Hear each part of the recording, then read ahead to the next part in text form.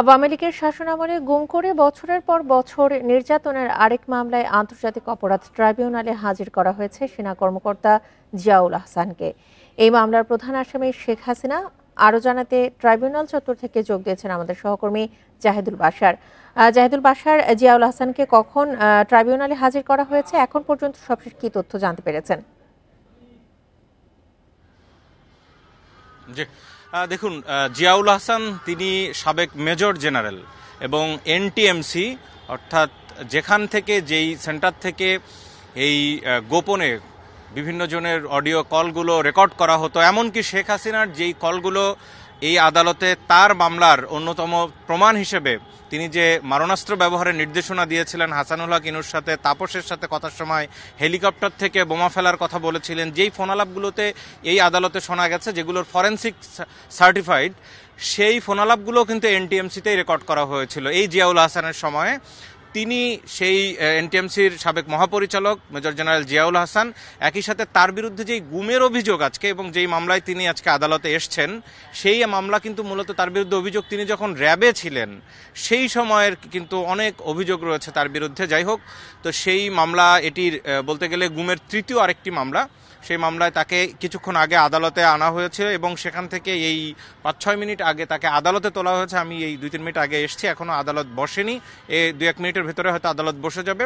মূলত আজকের এই মামলায় তদন্ত প্রতিবেদন দাখিলের দিন ছিল, এখান থেকে 2 মাস আগে এই সময় বাড়িয়ে আজকের দিন নির্ধারণ করা হয়েছিল, কিন্তু খুব সম্ভবত আজকেও তদন্ত প্রতিবেদন দাখিল হচ্ছে না, আবারও হয়তো সময় আবেদন করবে। আপনি জানেন যে এরই মধ্যে গুমের আরও 2টি মামলায়, যেই মামলায় 30 জন আসামি, ওই 2 মামলায়ও কিন্তু শেখ হাসিনা প্রধান আসামি।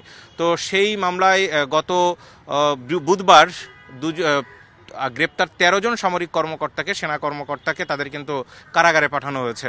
তো সেই 2টি মামলার পরে এটি তৃতীয় আরেকটি মামলা।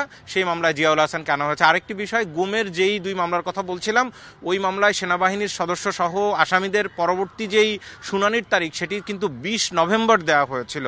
কিন্তু আমরা কিছুক্ষণ আগে খবর পেয়েছি যে সেই 20 নভেম্বর তারিখ পরিবর্তনের জন্য প্রসিকিউশন থেকে আবেদন করা হয়েছে।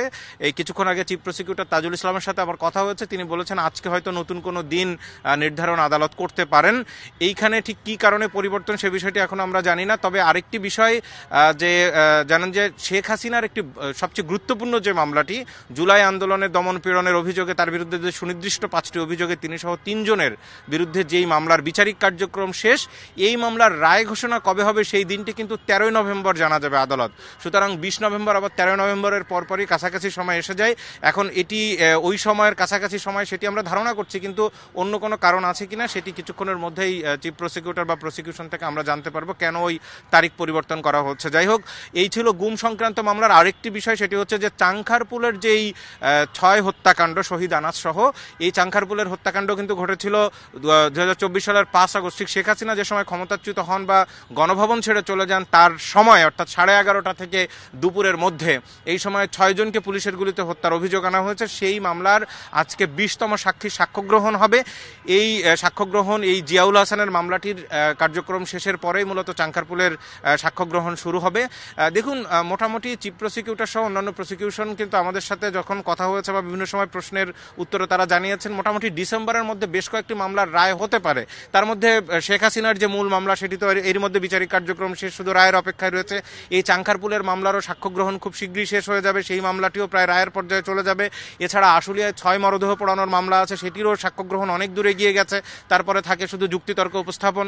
এছাড়া আবু সাইদের হত্যা মামলারও সাক্ষ্য গ্রহণের অনেক দূর মাঝপথে চলে গেছে।